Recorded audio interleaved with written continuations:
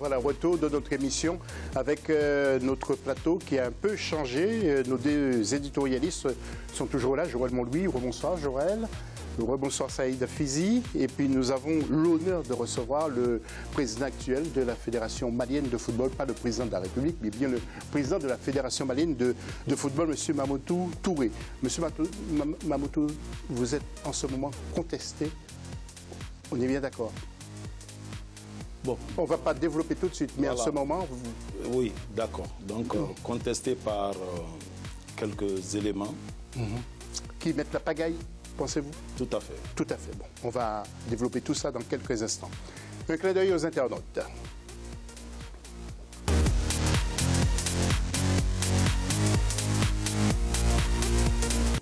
Selon vous, quel profil doit avoir le nouveau président, le nouveau sélectionneur du Cameroun, c'est-à-dire les Lions indomptables? Vous savez que Hugo Bruce a été remercié. Vous n'hésitez pas, vous allez sur Facebook ou tout simplement sur l'hashtag Africa24.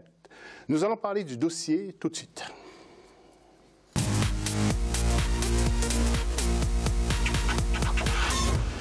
Alors, regardons d'abord le dernier rebondissement dans cette affaire du dossier malien, du football malien, avec notre correspondant Mokhtar Bari.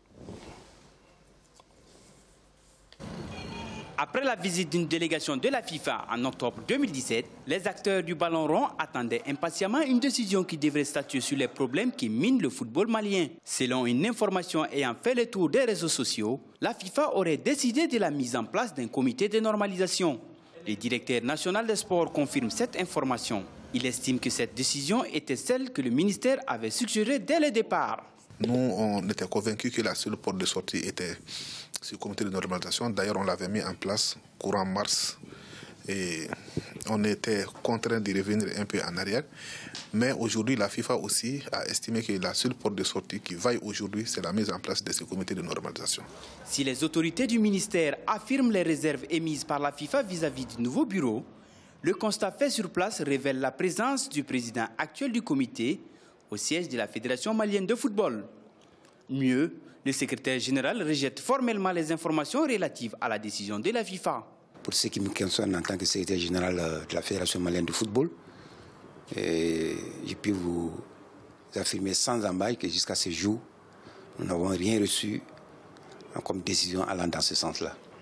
À la veille de la nouvelle année 2018, ni les champions nationaux, ni le vainqueur de la Coupe du Mali ne sont connus. Une marche de soutien au comité en place prévue ce mardi 5 décembre a été dispersée par les forces de sécurité. Monsieur Mamoudou, bonsoir. Pourquoi vos adversaires ne veulent pas reconnaître votre légitimité? Bon, j'avoue que je vous remercie d'abord pour l'opportunité que vous nous offrez, surtout une chaîne comme Africa 24 qui est largement suivie chez nous. Va peut-être nous permettre aujourd'hui de donner un certain nombre de directives et de constats que nous avons eu à faire depuis notre élection à ce jour. C'est-à-dire, très honnêtement, ce qui se passe au Mali dépasse l'entendement. Une élection a été organisée.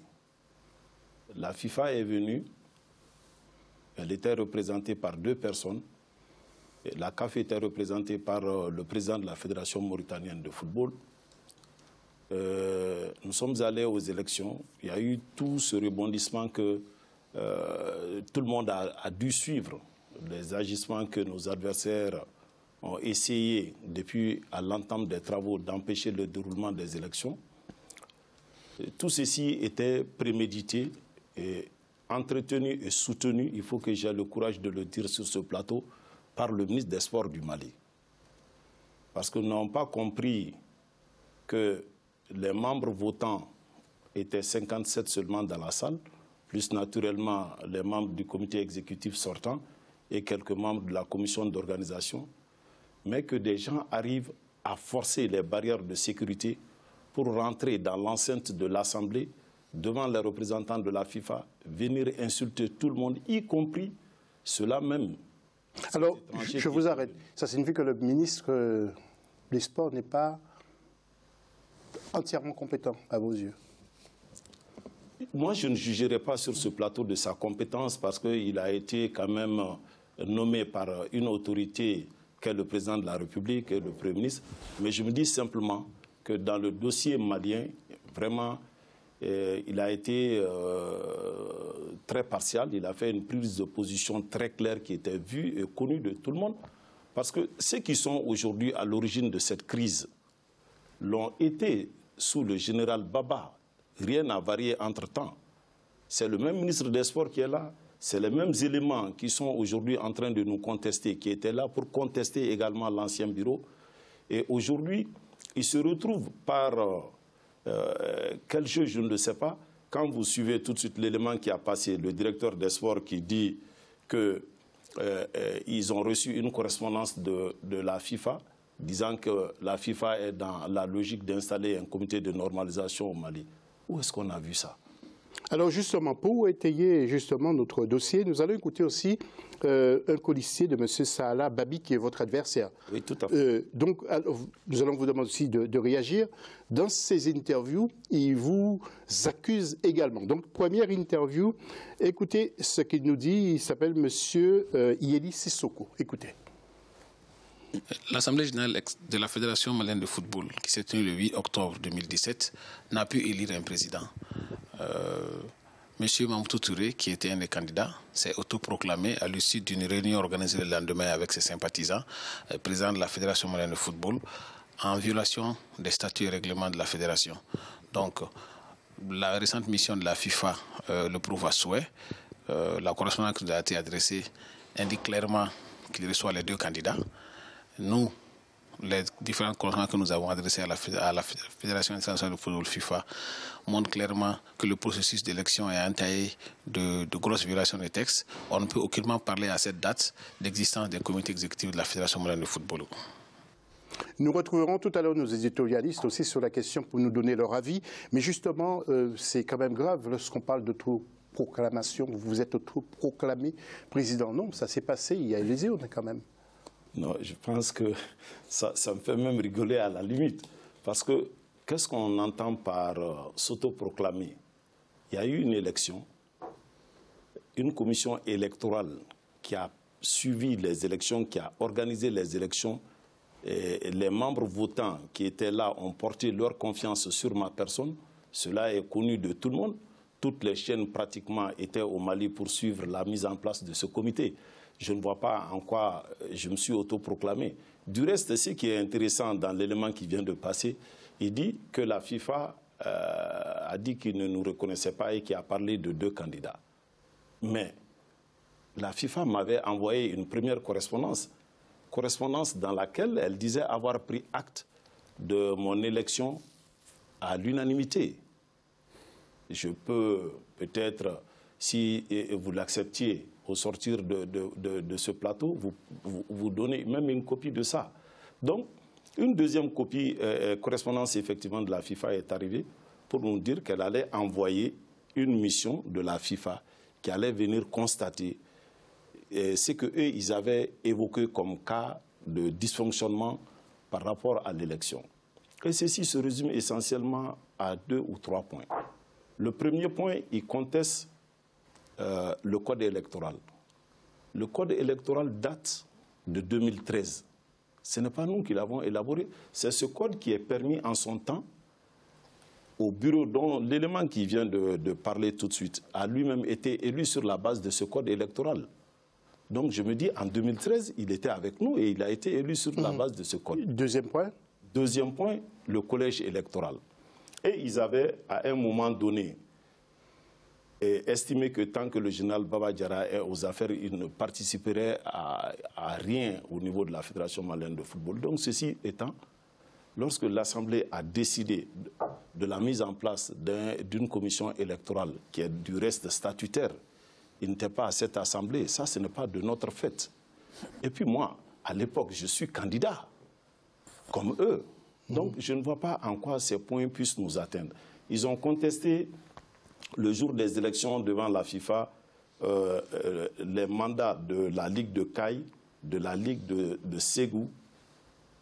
Immédiatement, quand M. Véron nous a reçus, c'est fait devant quand même des gens honorables qui étaient avec nous, j'ai dit, c'était même une honte pour moi de voir que des Maliens agissaient de la sorte devant nos étrangers. J'ai dit, si le problème c'est au niveau de ces deux ligues-là, je prends la responsabilité de sortir les camarades qui sont avec moi au niveau de ces ligues et que ces voix leur soient comptabilisées. Ça faisait 6 voix.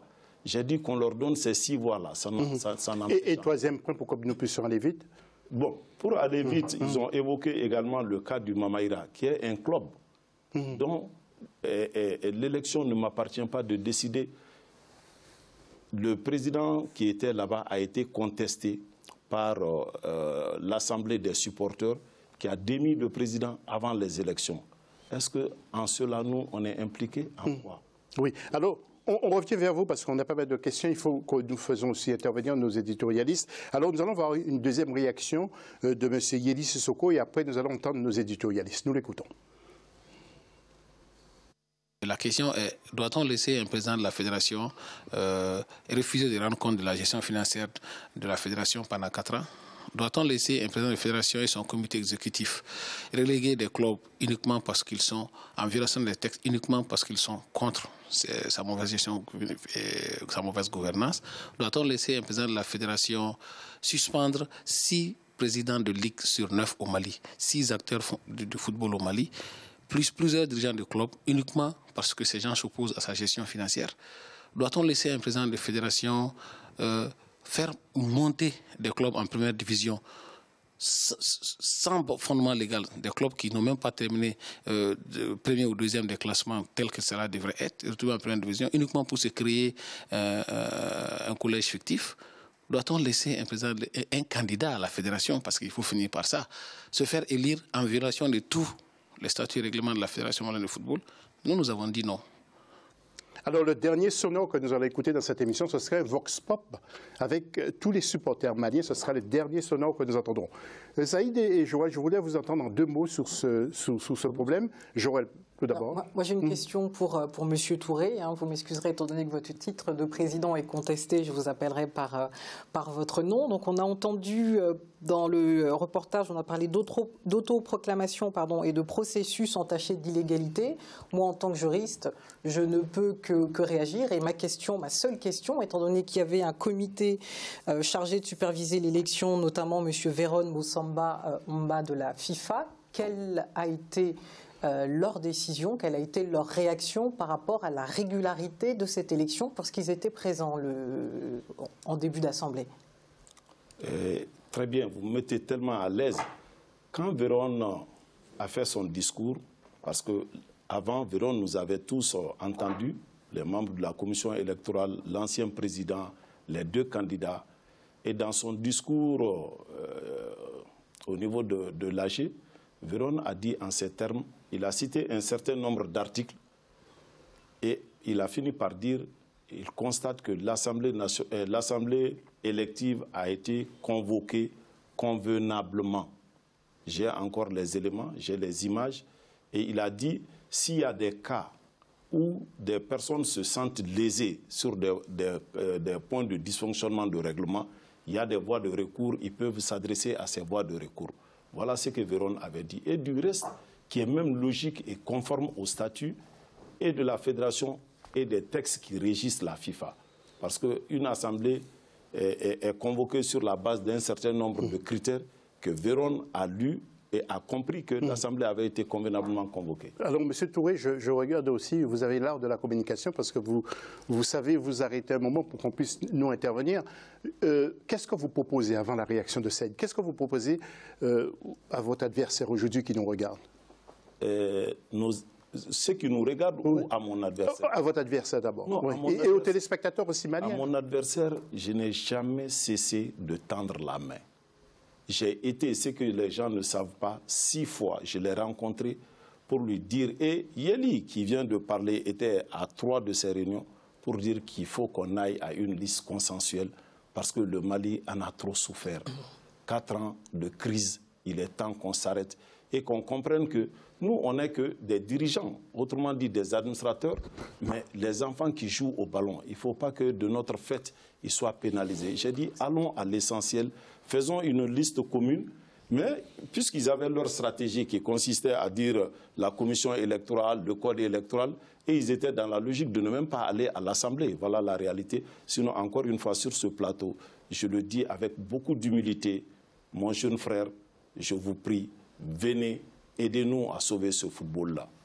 Saïd, un mot à ce sujet? Oui, après le volet juridique de Joël, qui est beaucoup plus qualifié que moi sur le sujet, moi je vais parler surtout du sportif. Du sportif, pourquoi? Nous avons une minute, parce que moi je pense surtout à tous les jeunes Maliens. Tous les petits qui ont montré des choses exceptionnelles dans les catégories jeunes, que ce soit au niveau continental, en Afrique, ou même au niveau mondial. Tous ces petits qui sont en train d'être pénalisés. Pourquoi? Par rapport à des discordes de personnes. Et là, le football malien en pâtit. Le football malien, c'est un grand football. Il y a des légendes du football malien qui existent encore.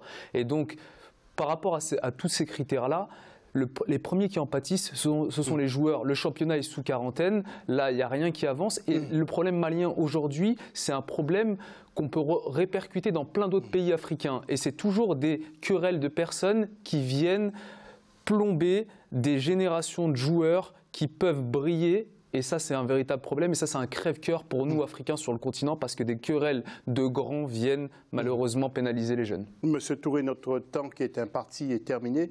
Après cette émission, nous allons refaire une interview avec vous, parce que nous allons revenir sur ce dossier. Mais un tout dernier mot à nos téléspectateurs. Le dernier mot, je m'empresse de suivre la voie de votre éditorialiste pour dire que ma présence aujourd'hui en France, c'est justement dans le cadre de cette concertation. J'ai souhaité prendre contact avec beaucoup de Maliens qui sont aujourd'hui en France et d'autres experts pour nous aider à sortir de cette crise-là. Parce que je suis dans le football il y a 35 ans quand même, j'ai 60 ans aujourd'hui. Je pense que la mission qui m'incombe, c'est de faire en sorte que ce qu'on a bâti il y a 40 ans, il y a des jeunes joueurs aujourd'hui au Mali qui ne méritent pas ça. C'est ce que je voulais dire. Monsieur Bamatou Touré, merci beaucoup d'être intervenu. Et puis, comme je vous dis, nous aurons l'occasion de refaire une interview avec vous. On se retrouve tout à l'heure pour la troisième et dernière partie de cette émission. Merci.